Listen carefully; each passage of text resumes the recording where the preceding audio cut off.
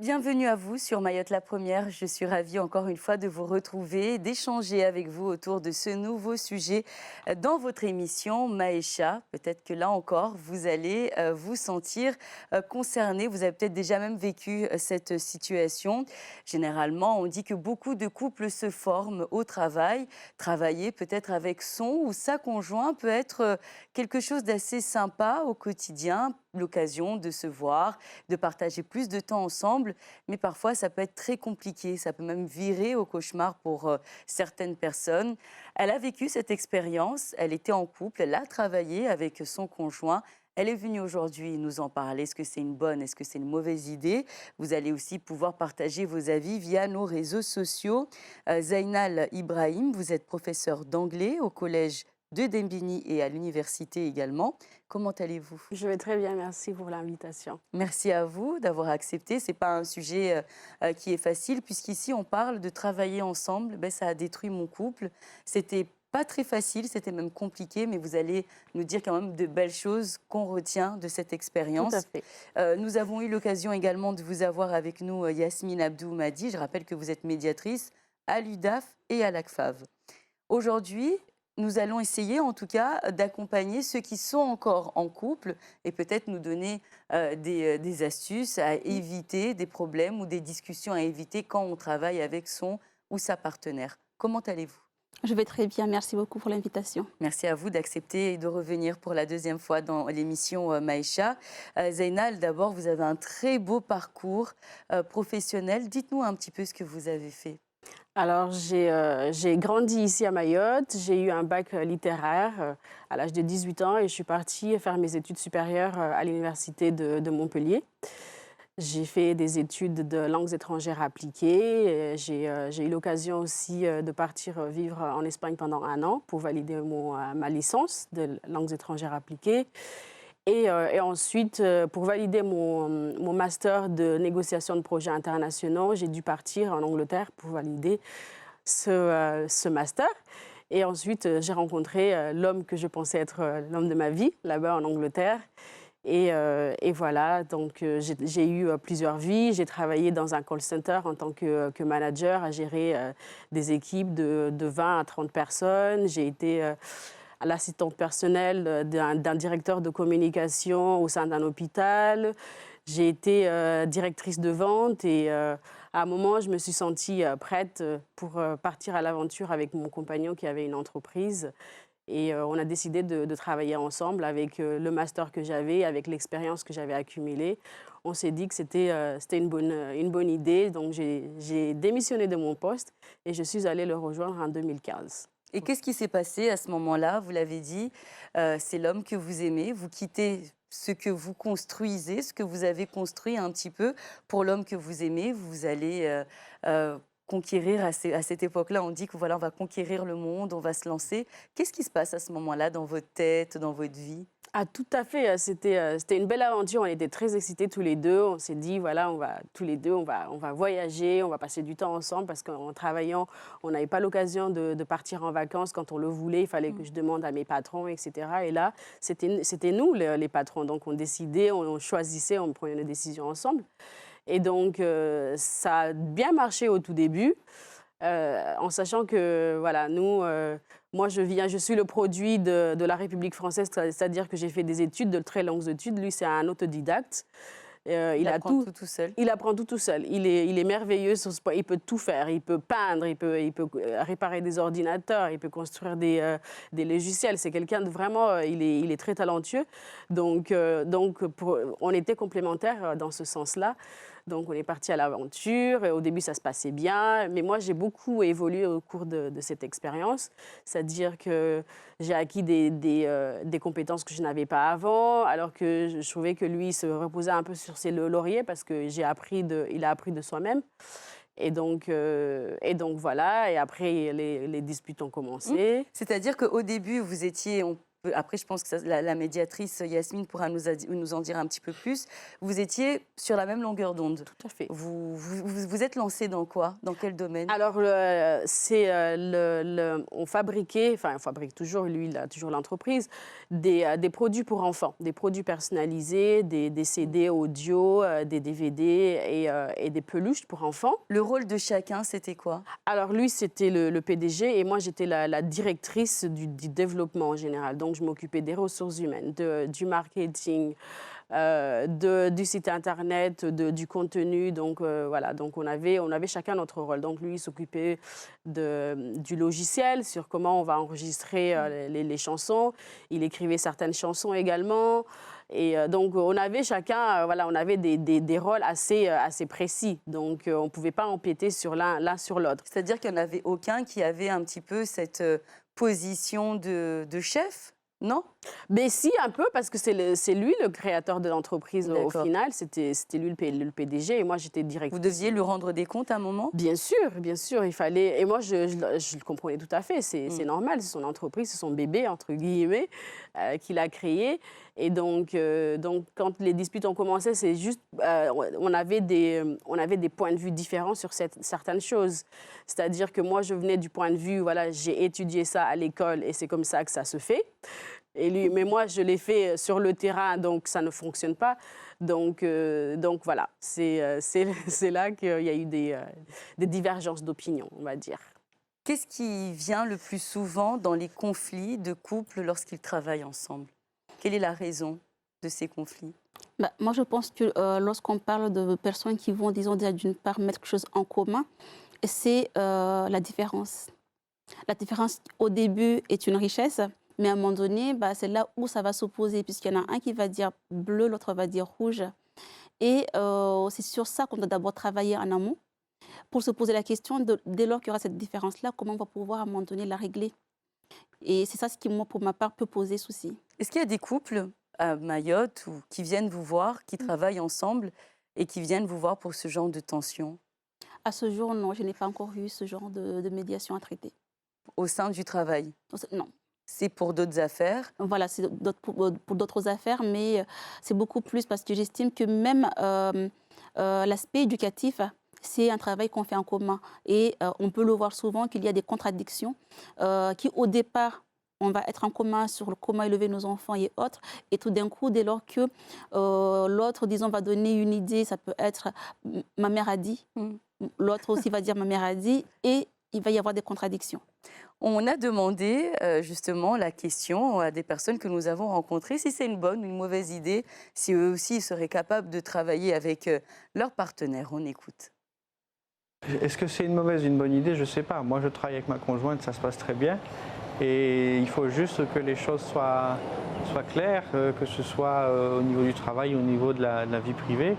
Mais moi, je ne conçois pas aujourd'hui de travailler seul sans mon épouse. Ça peut être que bénéfique en société parce qu'au moins, déjà, ça nous fait un covoiturage de partager un temps ensemble. Et puis, ça permet, en fait, quand on se lève le matin, tout le monde sait tel endroit, si problème, on va dire là, c'est inconvénient.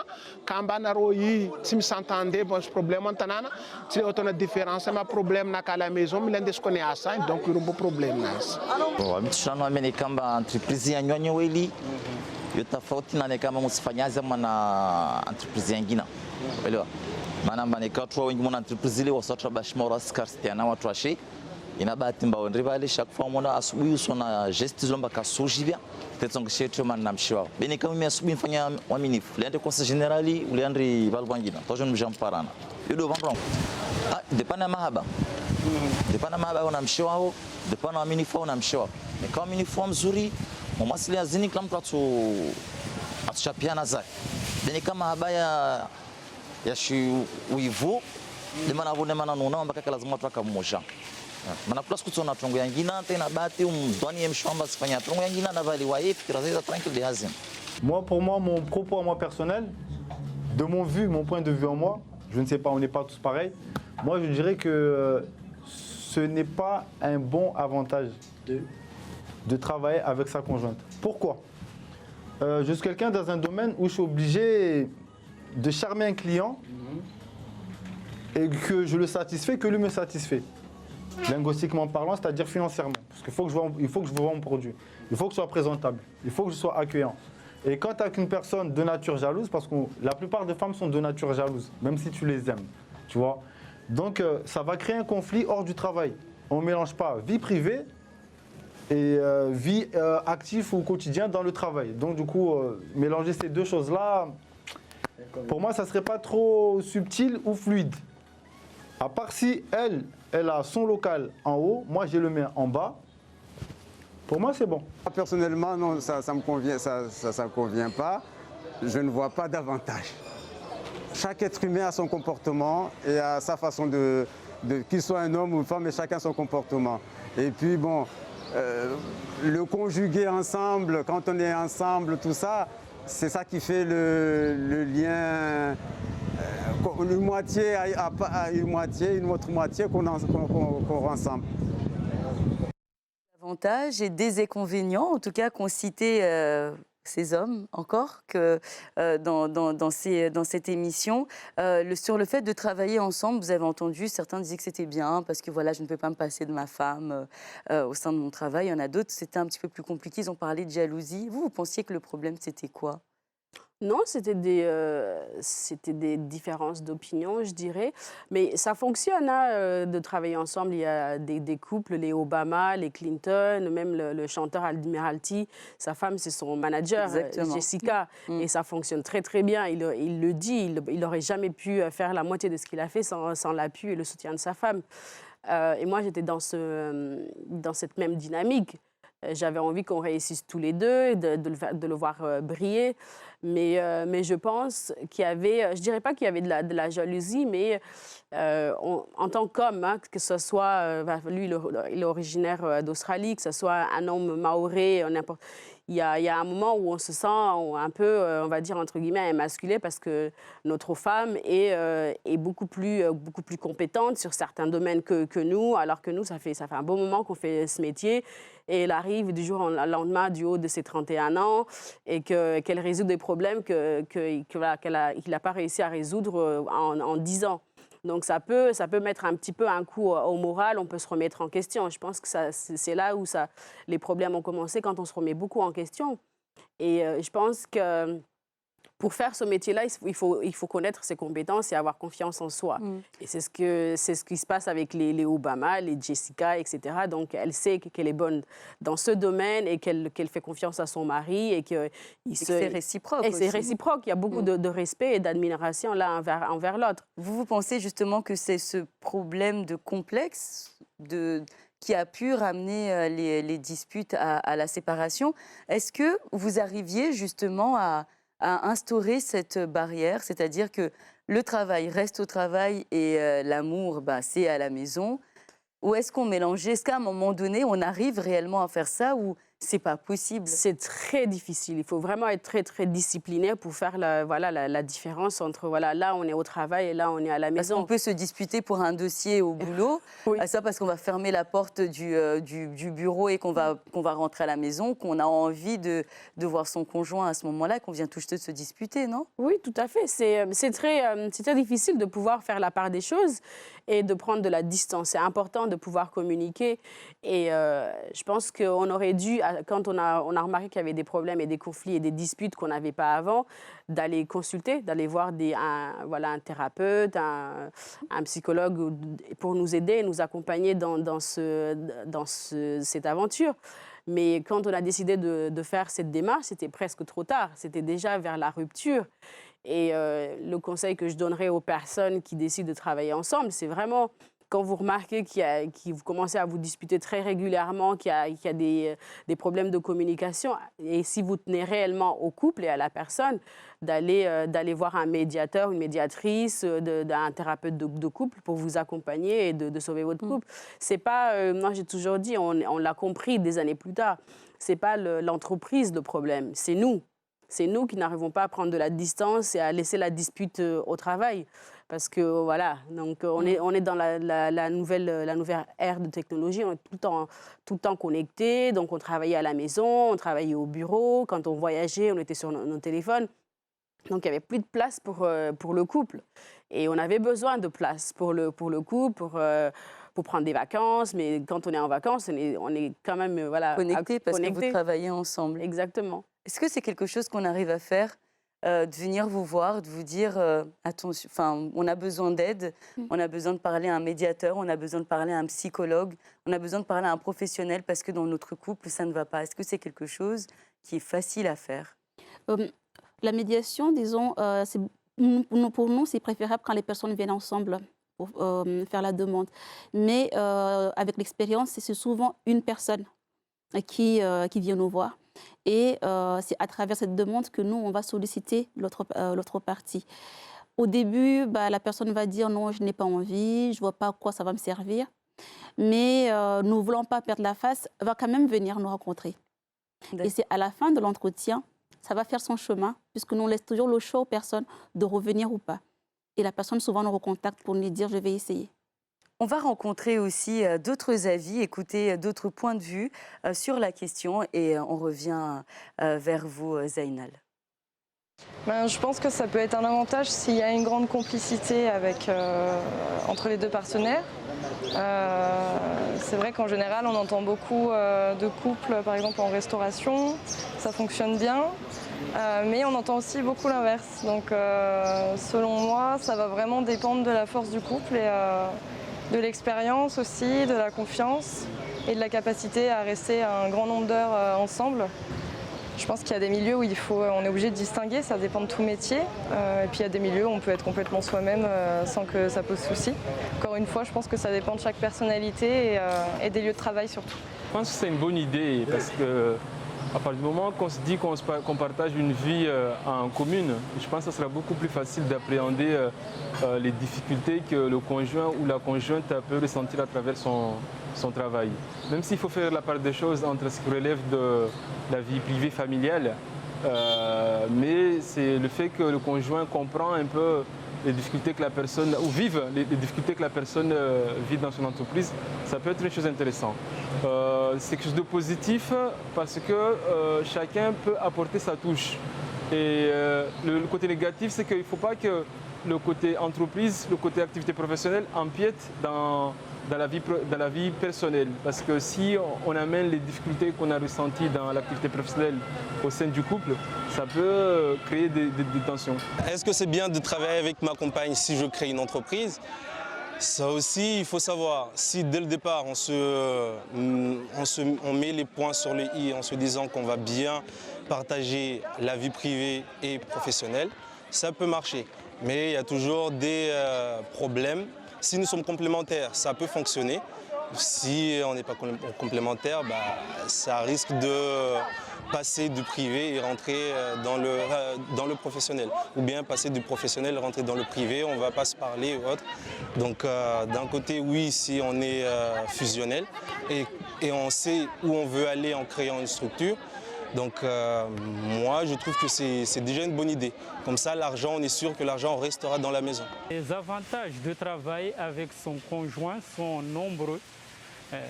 Par exemple, quand vous travaillez en ville, vous pouvez faire du convoiturage. À l'inverse, ça peut être une situation délicate, surtout lorsque vous amenez vos problèmes de couple au bureau.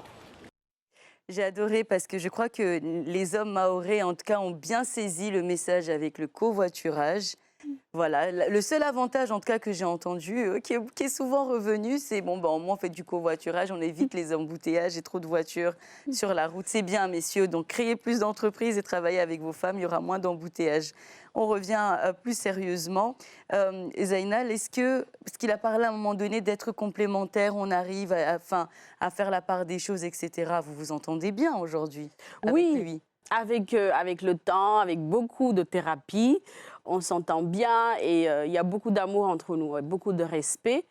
Et donc, il n'y a pas que du négatif. Attention, il y avait l'entreprise, il y a eu une croissance dans l'entreprise qui n'y avait pas avant parce qu'on s'était mis à deux. Il il y a eu une croissance au niveau international. Donc, il est actuellement en Inde en ce moment pour ouvrir une deuxième branche là-bas. Et vous ne regrettez pas de ne plus faire partie de l'aventure? Au début, oui, j'avais quelques regrets. Maintenant, je ne regrette pas parce que ça fait partie de la vie. Je ne regrette pas d'avoir pris cette décision maintenant. Mais à l'époque, j'étais très en colère. Ça fait partie du deuil de cette relation. Mais je ne serais pas la personne que je suis maintenant avec les compétences que j'ai maintenant si je n'étais pas passée par là. Donc ça, c'est un choix. C'est un choix que vous avez fait vous personnellement, c'est-à-dire c'est vous qui avez pris la décision à un moment de mettre un terme à l'histoire, parce que ça.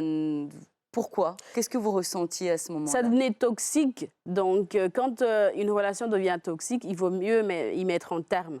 C'est dur de quitter quelqu'un qu'on aime. C'est très, très dur. Et de lui expliquer qu'on va partir. C'est pas facile. Et il voulait pas à ce moment-là? Bien sûr que non, parce qu'on s'aimait beaucoup. Mais avec on a une entreprise ensemble, on a acheté une maison ensemble, donc on s'est projetés. Donc imaginez. Et là, toutes les femmes qui sont en train de vous regarder, elles sont en train de dire mais comment vous avez fait? Et aujourd'hui, tout est séparé. Il n'y a plus du tout de lien. Non, on est toujours en contact. La maison, grâce au Covid ou à cause du Covid, n'a toujours pas été vendue. Donc, on est en contact par rapport à ça pour faire visiter la maison à Londres. Mais on s'entend bien maintenant, mais ça a pris du temps. Et je n'ai aucun regret parce que je suis fière de ce que nous avons accompli en tant que couple. Et donc voilà. Mais si vous pensez, j'essaie de faire la médiatrice, vous avez vu, mais si vous pensez que c'est le travail qui a détruit quelque part le couple, maintenant que vous ne travaillez pas ensemble, vous n'envisagez pas justement, est-ce qu'on n'envisage pas de se dire que je ne travaillerai pas avec lui, les choses seraient différentes. Aujourd'hui, je ne travaille pas avec lui, peut-être que les choses seront différentes.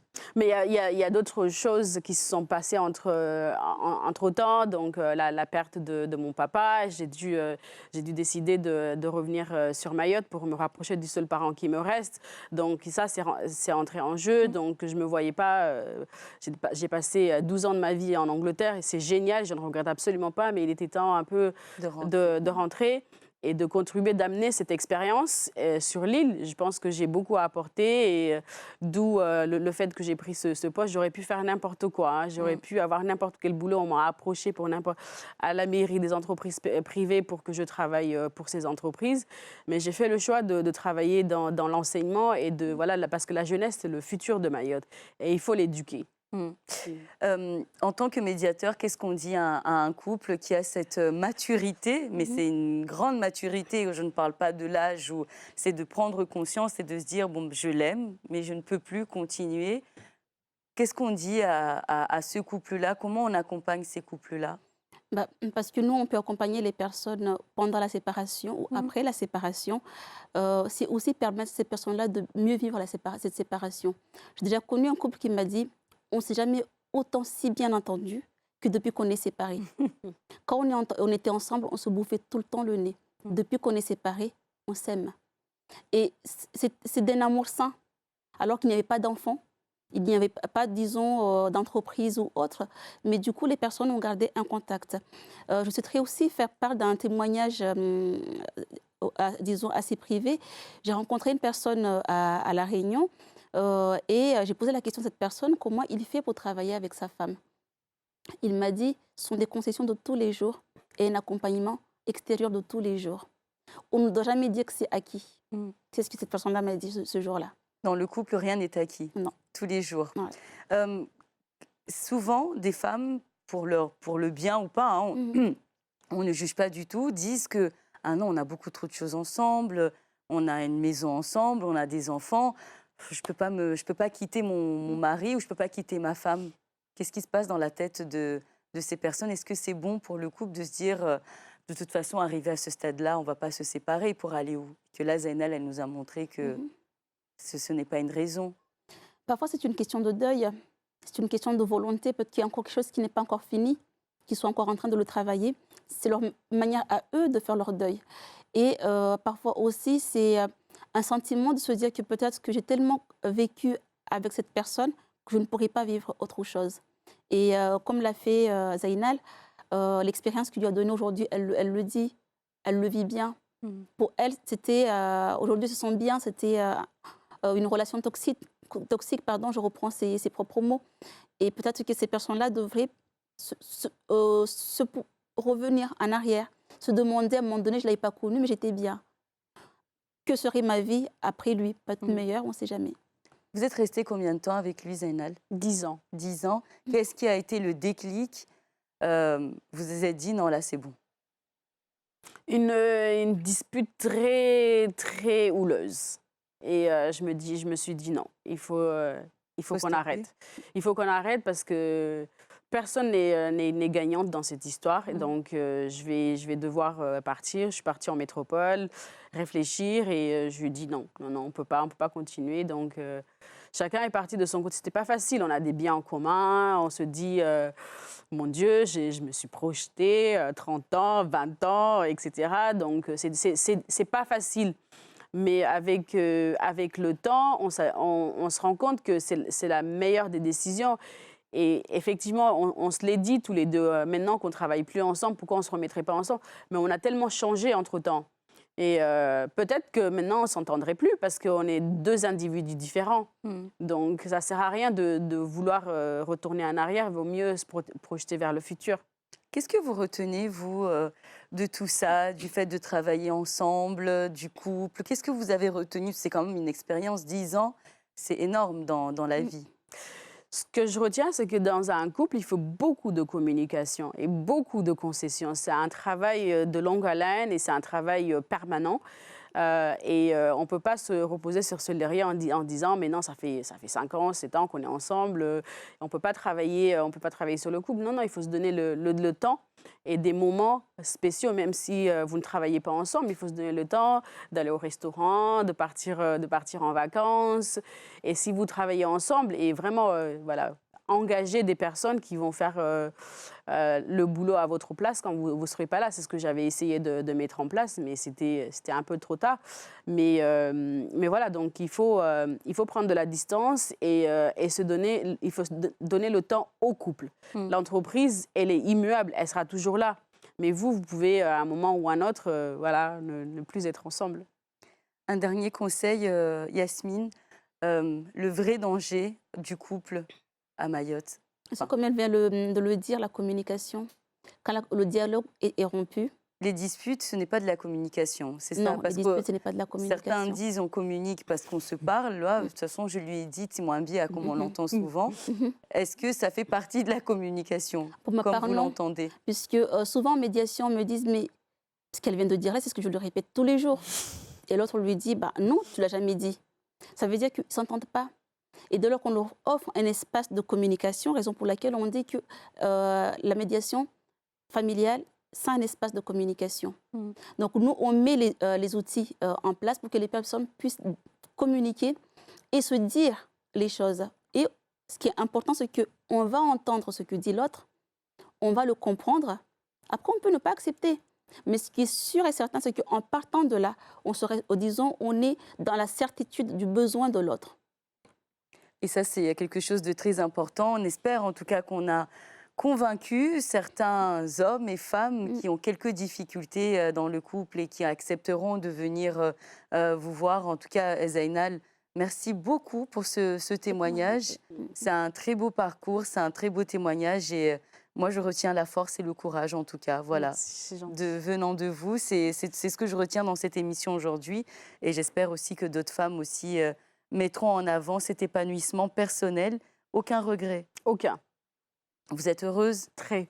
Parfait. C'est le plus important. C'est le plus important. Merci en tout cas d'avoir partagé cette joie de vivre avec nous dans l'émission Maïcha. Merci aussi à toute l'équipe technique de Maïcha qui nous a permis cette émission. Yasmine, maintenant vous connaissez la maison. On se dit à très vite, j'espère. Et on se dit aussi à vous, téléspectateurs de Mayotte la Première, passez de très bons moments. On se retrouve très vite sur Mayotte la Première dans votre émission Maïcha.